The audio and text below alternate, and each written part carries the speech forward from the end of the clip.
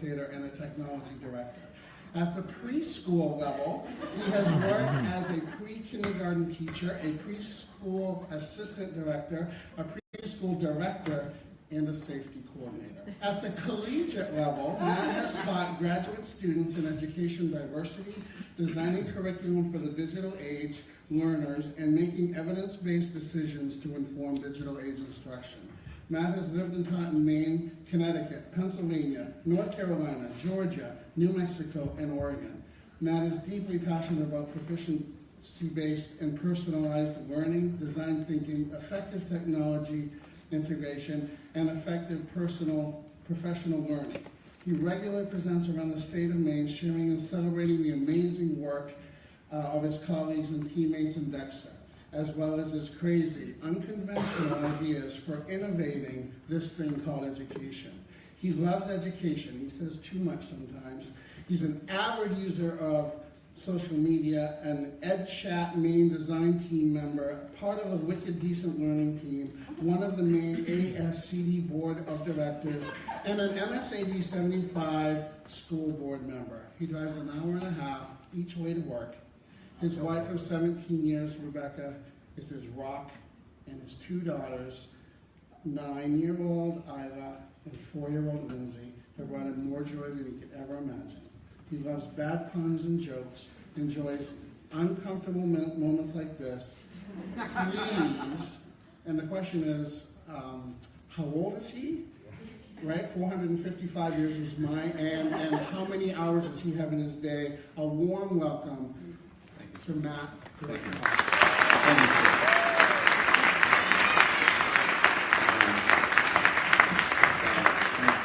Thank you. That was very articulately wrote. I did a well job. Thank you. Anyway, I'm incredibly honored, humbled. I'm kind of nervous. I've been asked to stand here today to jumpstart ECET2. This is my third year at ECET2 Maine. It's an amazing place because you all are amazing people to take your time in August when it's so damn beautiful out. I look to you for advice, I look to you for support, and I look up to you in admiration. So I really thank you for taking some time and listening to whatever it is I have to say. This year marks the 21st anniversary of the day that I decided to dedicate my life to education. Or working with kids in some capacity. As you've heard, I've worn a lot of hats. I've done a lot of things in a lot of different places. I also wore a kilt for a while. But it's what I really wanted to talk about when I was asked to do this. I didn't want to talk about things like my passion, my proficiency-based learning, personalized learning, design thinking, tech integration. Those are best left for a session. Here I wanted to talk about what is it that I've seen and what is it that I experience every day with the people that I work with and that I have worked with over the years of what makes excellence. What do I see as making excellence? What have I learned? And that really gave me some time to reflect on what it is. And that is what this little bit is going to be about today. I want to thank, well, first of all, I see excellence in teaching and in teaching and education being broken down into 3 criteria. You'll notice that content isn't up there. Because real excellence in teaching and educational systems, I think, comes down to 3 core criteria: joy, balance, and passion. And those are the 3 things that I strive for every day and that I'm going to talk about today. I also want to thank, I don't know if you know this man, Dr. Randy Pausch, a computer science teacher, computer scientist, Carnegie Mellon University. He died in 2008 of cancer, but he was made famous or infamous because of his last lecture on really achieving your childhood dreams. That's what it was called. If you notice the title, this is Really Achieving Excellence. I totally stole it. Absolutely. But in education, it's not plagiarism. We're supporting each other, right? So I go back to his speech a lot in my everyday work, but these 2 quotes, the one up there about teaching somebody something that they have to think that they're learning something else, that head fake kind of thinking, head fake kind of learning, works so really well. I love it, and it really drives a lot of what we do, what I do. And this one about brick walls, roadblocks, the things that stop us from doing what we want to do. One of the things that I love about where I work right now is that we hit a lot of brick walls. Proficiency-based learning is a big one. Changing your educational paradigm is a big one. But we don't look at brick walls as, well, we stopped and now we just can't do it. We look to say, how might we get around it? They're not there for, they're there for everybody else. They tell us how deeply and badly we want to achieve a goal. So I wanted to thank publicly Dr. Rainey Powers because I'm blatantly stealing from some of his stuff. So I want to talk about joy to begin with.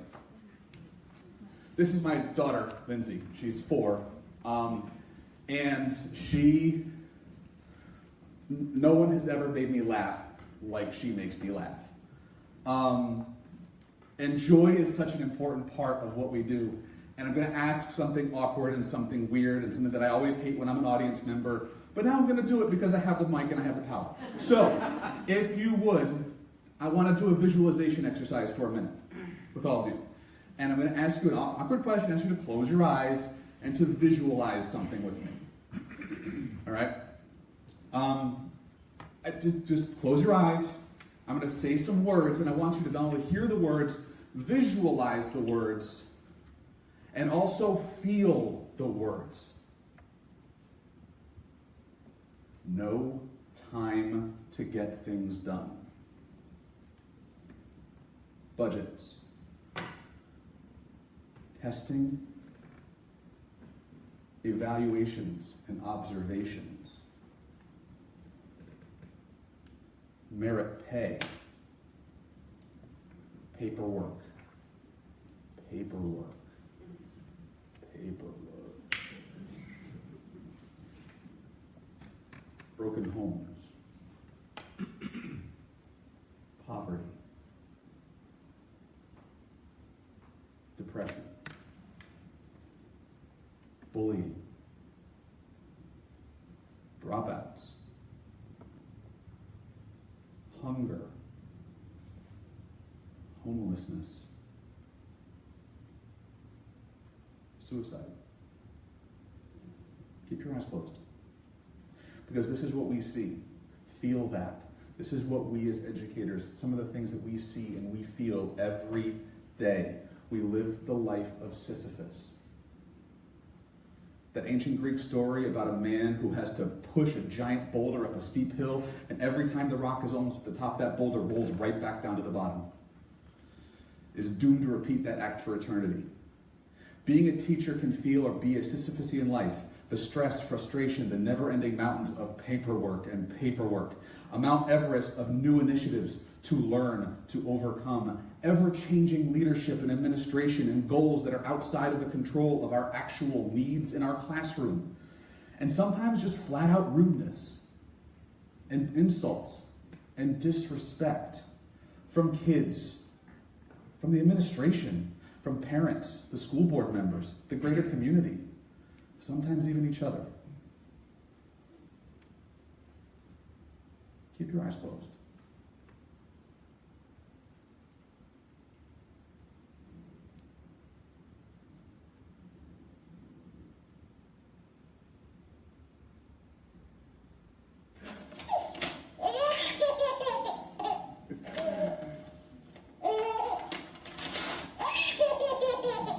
Open your eyes.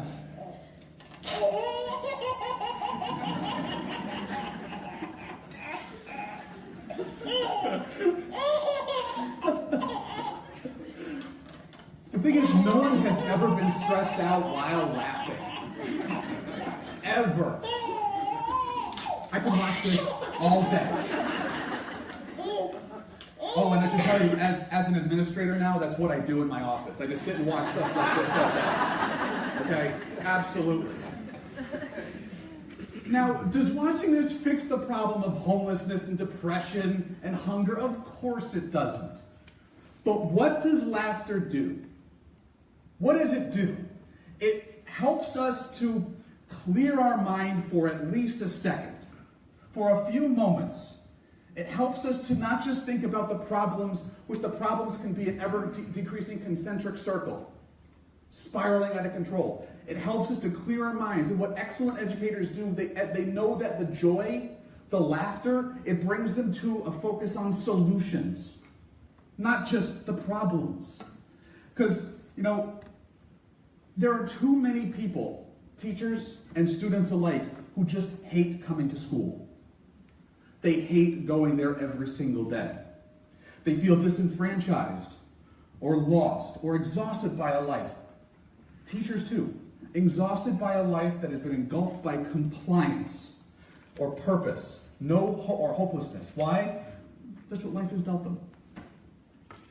Making the time to find joy, even if it's just taking a few minutes during your 20-minute lunch break, where you're expected to check your mailbox, which is halfway across campus, and eat your lunch while you're doing that, and talk to students along the way who have questions.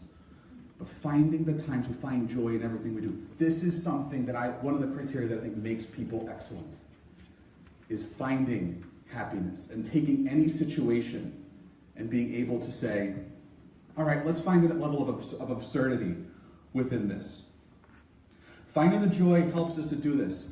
It helps us to remember the lesson of one of my favorite movies ever, The Shawshank Redemption. Hope never dies. Ever. There's always a light at the end of a tunnel. And that's one of the things that excellent educators, I feel, bring to a classroom every single day. Those kids who come in feeling hopelessness, we're going to have some fun today.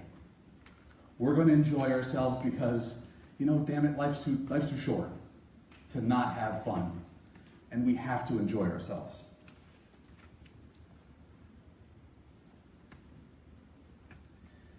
A lot of these situations are real. And it's not about diminishing or disrespecting the situation, but finding the positive within it. The whole thing about that mindset, you've heard about growth and fixed mindsets. If you haven't yet, please get connected on Twitter. But really what that's all about, if you break down the principles of it, it's about joy. It's about being able to say, all right, let's find something new. Let's find something interesting. Let's find something fun and motivating within whatever it is that we're doing. To be able to say not just no and close off the wall, no because, but to say, yeah, why not? What if? How might we? Yeah, budgets are a problem. Yeah, time is a problem. How might we do it anyway? And that's one of the things that I love about where I work right now, up in Dexter. MS-80 46 and part of AOS 94, a lot of letters and numbers. We have that mindset as an administration, and we're building it as an overall system. There is no why not. Well, there is no just no. There's always a why not. There's always a how might we. The thing is, joy, educators, and joy comes from the heart. Not the mic, the heart. It doesn't come from the brain. And excellent teaching and teachers always leads with their heart first. I believe this, and I act this way all the time. The head will catch up. It always does. All right, gotta move on because I know we're running out of time. This is my other daughter, 9 years old. Her name is Isla. She is a dancer, as you can tell. This is her we got her ballet, that's doing an improv modern, and she's part of the Woodside One-Wheelers, which does MS-80 75 down in Topsom. She does part of that stuff, and she awes me in what she does, what she can do.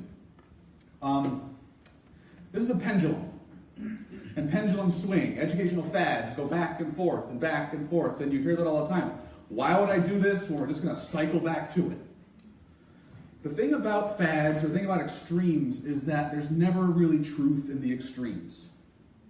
The truth is in the middle, it's in the balance. And in a pendulum, the greatest amount of energy where a pendulum isn't on the ends, it's in the middle. And that's where balance is. And finding a balance in everything that we do, everything can't be all joy. You're going to have anger. You're going to have frustration. I'm not here to just kind of hippy-dippy, life is all good, even though I have the long hair and a beard. It's not all that way. And it's with this balance in mind I want to share with you two very short stories, I promise they're short, about what drove me to be in this profession. The first was in 1995, and I was in college. Not Colby, they rejected me. Neener, Colby, now I'm here. How you like me now? So, I was in college, and I was taking an introduction to government class. And I had done really great in school. I had done, like, honor rolls and whatnot. And I was asked this introduction to government class, all right, Matt, just very quickly, tell us what the 3 branches of government are. And I can see some of you scrambling. What are the 3 branches of government? And I sat there going, all right, I got honor roll in high school. I did really well in school. I got this, and nothing came to my head. I'm just sitting there blank. Like, I know I've learned this. I'm going to Gettysburg College.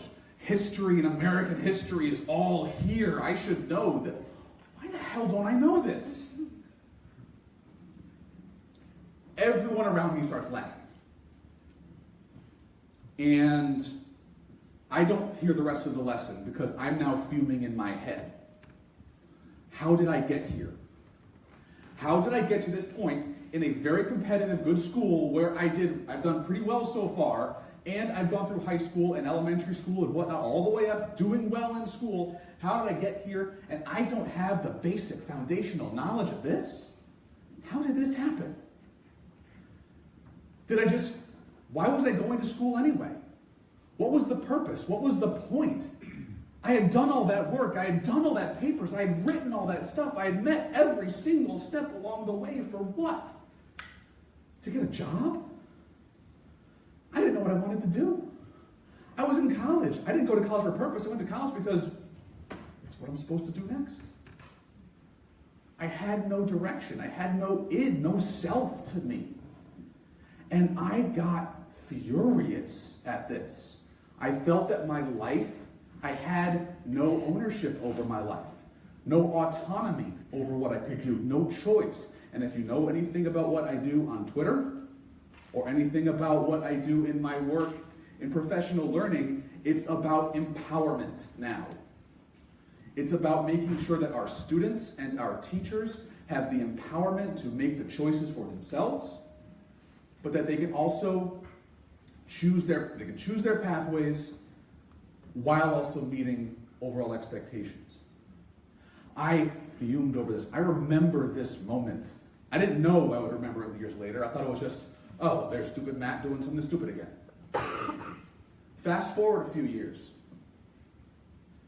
1999, I'm outside of Raleigh, North Carolina, teaching a pre-kindergarten class.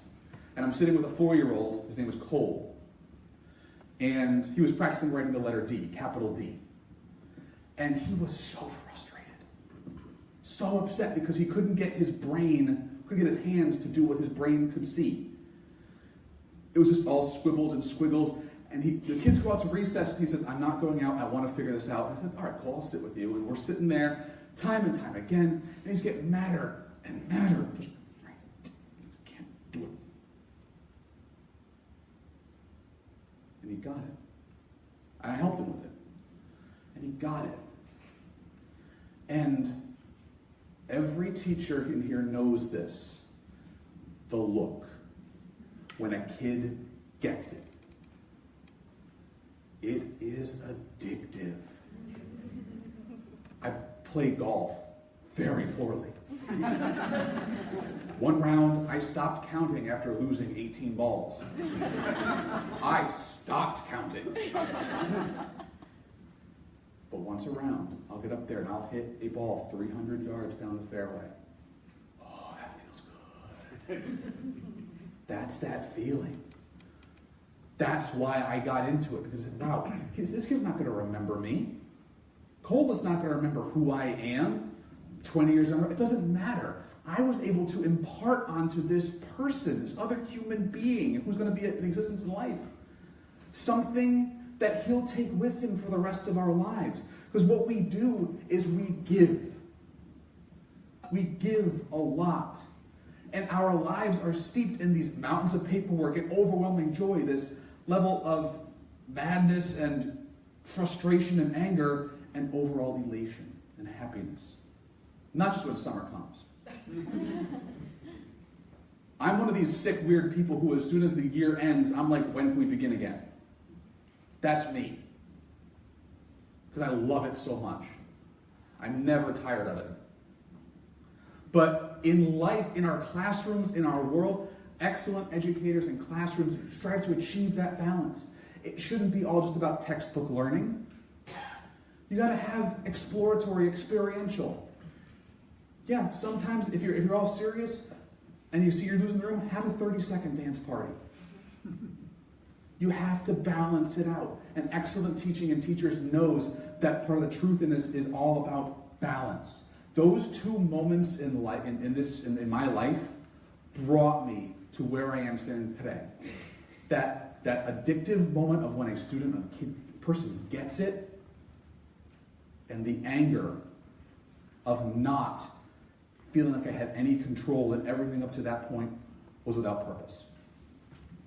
And I think that excellent teachers understand balance and bring that to their classrooms. Finally, this one speaks a lot for itself. Passion. I don't know if you can tell, I love what I do. And you have to love what you do every single day. And really excellent educators, excellent educational systems, we celebrate that every day. It's not like, oh, it's a Monday. It's, yeah, Monday. We are ready to go. Passion comes from in deep within us. It gives us energy. Passion's core is adrenaline. I totally get being tired. I'm always tired. I'm never not tired. Yet I wake up every single day and I walk into my school after driving an hour and a half. And I'm ready to go. Because passion is the fuel of excellence. And this is something that I believe that every excellent teacher and every excellent person knows and understands, that the passion is what fuels us. It's not the paperwork. Who would that fuel? Maybe lawyers. I don't know. So passion brings us to the classrooms that we really want to have, and brings out in our students the joy within, brings the joy out within us, and it makes us to our students that much more appealing. Not appealing, that's the wrong word. They makes it more engaging. If we're into it, they're more likely to be into it. Not always. Educating is more than a paycheck. We like paychecks, but it's more than that. We have to love it. That love comes out in everything that we do.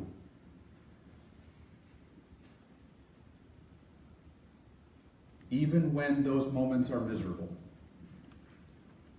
Even when we've been in an all-day workshop on differentiation, and someone has been standing talking to you all for 6.5 hours about differentiating and never actually differentiated once. Right?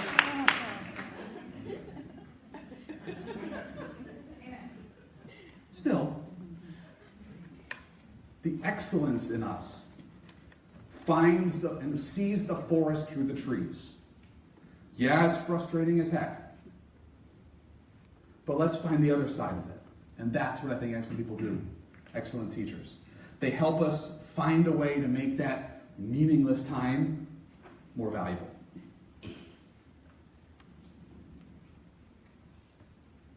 So I want to wrap up, because I know I'm out of time. Joy, balance, and passion, I believe, are the three things that make any educator truly excellent, any educational system. If you can emote that, if you can put that into a box and sell it, I don't know. That's what makes excellence happen. Now, I mentioned at the beginning that I owe a lot of this speech to Dr. Randy Pausch, and here's where I'm going to break from my words and kind of talk about his. Let's talk about brick walls again. His quote reminds us that every challenge is surmountable. Every single one. Only if you want to surmount it. That's where the passion comes in. Something stopping you along the way, find a way to get around it. Get by it, get through it. It was with this in mind that I really focused the core of this talk today. But now I want to turn your attention to the quote on the top, the one that says, the best way to teach somebody something is to have them think they're learning something else. It's about using head fakes to our educational advantage. And I love this because I use this all the time. Have you figured out the head fake yet?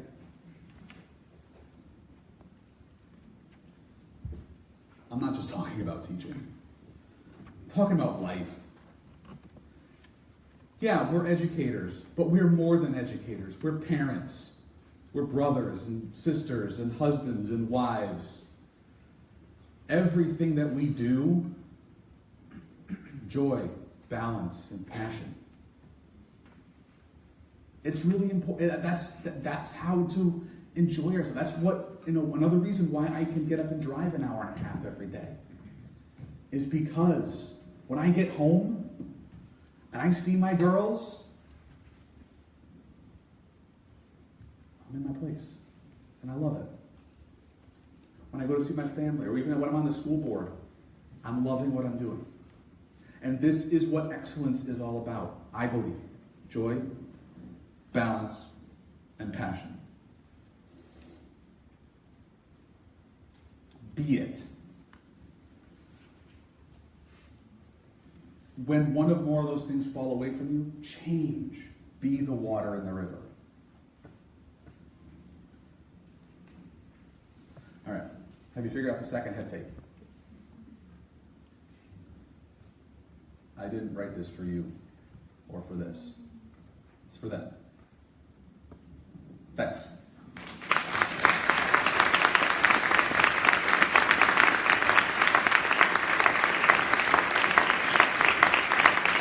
Thank you, Matt.